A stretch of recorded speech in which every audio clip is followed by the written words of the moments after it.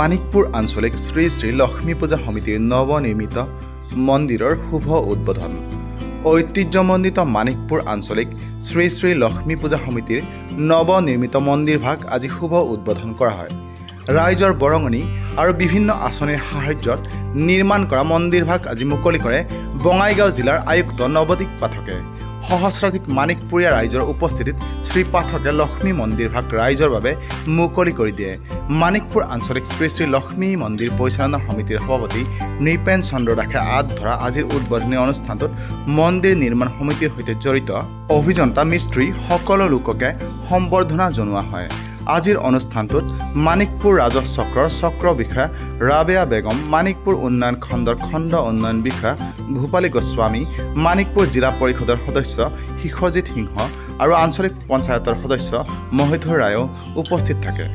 মানিকপুৰৰ পৰা উদয়ন নাথৰ report, news time 3। আজি মানিকপুৰবাসীৰ কাৰণে খুব উল্লেখনীয় দিন, উল্লেখযোগ্য দিন যে আজি তেওঁলোকৰ শ্ৰী শ্ৰী লক্ষ্মী মন্দিৰৰ শুভাৰম্ভণি কৰিছিল আৰু ইয়াত গোটেই ৰাইজৰ যি প্ৰচেষ্টা এটা আছিলে, সমূহীয়া প্ৰচেষ্টা, বহুদিনীয়া প্ৰচেষ্টা যে এটা সুন্দৰ লক্ষ্মী মন্দিৰ প্ৰতিষ্ঠা কৰা, আজি তেওঁলোকৰ সেই সপোন বাস্তৱায়িত হ'ল। আৰু আহি থকা দিনবিলাকতো তেওঁলোকে এনেকুৱা ধৰণৰ প্ৰতিষ্ঠানৰ লগত ওতঃপ্ৰোতভাৱে জড়িত হৈ গোটেই মানিকপুৰবাসীৰ ৰাইজৰ সামগ্ৰিক উন্নয়নৰ ক্ষেত্ৰত যাতে আৰু আগুৱাই যাব পাৰে তাৰে আজি আমি কামনা কৰিম। অসম চৰকাৰৰ পৰা দুটা অসম দৰ্শন আঁচনিৰ সহায়ত আৰু অসম দৰ্শন আঁচনিৰ সহায়তে সাহায্য পাইছিলে আৰু সেই সাহায্যৰ প্ৰয়োগ কৰি এই মন্দিৰটোৰ সম্পূৰ্ণ প্ৰতিষ্ঠা কৰিছে। ইয়াৰ লগতে কিন্তু ৰাইজৰ নিজৰ দান বৰঙণিও আছে আৰু সেইটো দিয়ে গোটেইখিনি সম্পূৰ্ণ কৰাৰ ক্ষেত্ৰত তেওঁলোকে সফল হৈছে। ৰাইজকো ধন্যবাদ জনাব লাগিব তথা চৰকাৰকো ধন্যবাদ জনাব লাগিব যে যৌথভাৱে এটা খুব সুন্দৰ ৰাজহুৱা প্ৰতিষ্ঠান তেওঁলোকে গঢ় দিছে। লক্ষ্মী মন্দিৰ আৰু লক্ষ্মী পূজা আজি মানিকপুৰ আঞ্চলিক লক্ষ্মী মন্দিৰটো নতুনকৈ স্থাপন হ'ল, মানে নতুনকৈ বনোৱা হ'ল বিভিন্ন ৰাইজৰ বা বিভিন্ন মানুহৰ সহায় সহযোগ লৈ। আচলতে লক্ষ্মী পূজা কোনে কৰিছিল, কাই কৰে? লক্ষ্মী পূজা আমাৰ কোচ ৰাজবংশী ৰজাসকলে কৰিছিল, কোচ ৰাজবংশী ৰাণীসকলে কৰিছিল।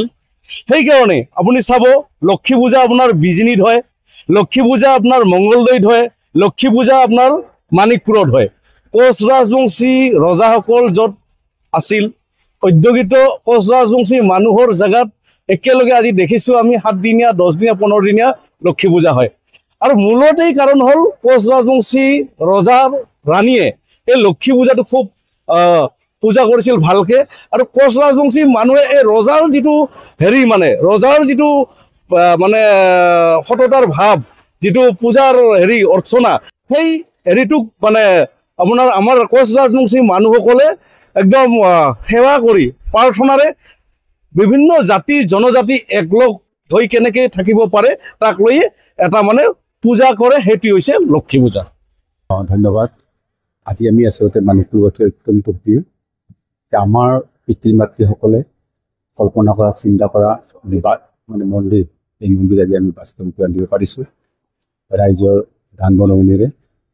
আৰু এই ক্ষেত্ৰত মন্দিৰটো বনোৱাৰ ক্ষেত্ৰত আমি বৰ সৌভাগ্যৱান যে সেই সময়ত আমাৰ মন্ত্ৰী মাননীয় কুমাৰ দাসদেৱে কিছু সংগঠনত আগবঢ়াইছিলে আৰু তেখেতে আমাৰ ৰাইজক আহ্বান কৰিছিল যে মন্দিৰৰ কাৰণে যোনে যি পাৰে দান বৰঙণি দিবলৈ। আৰু তেখেতৰ আপোনাৰ প্ৰতি সঁহাৰি জনাই ৰাইজে বহুত আমাক সহায় কৰিলে।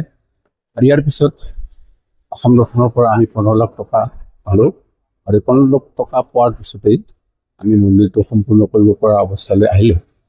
এতিয়া অৱশ্যে আমাৰ কিছুমান কৰণীয় কাম আছে, আৰু মন্দিৰটো অকল মন্দিৰটো হৈ থাকিলে নহ'ব, তাৰ যিখিনি চৌহদ, এই চৌহদখিনিও আমাৰ এটা সৌন্দৰ্য এটা পৰিৱেশ সৃষ্টি কৰিব লাগিব। আমাৰ আৰু বন্ধ কাম আছে।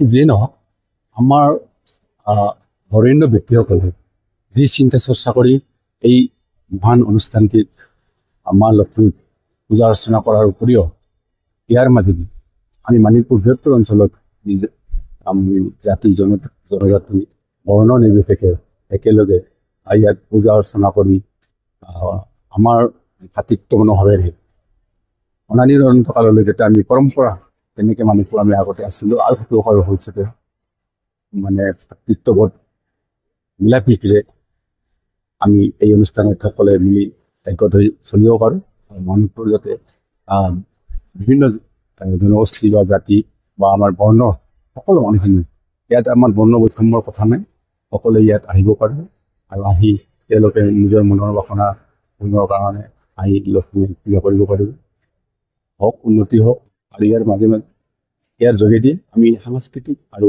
অন্যান্য দিশটো সামৰিব বিচাৰিছোঁ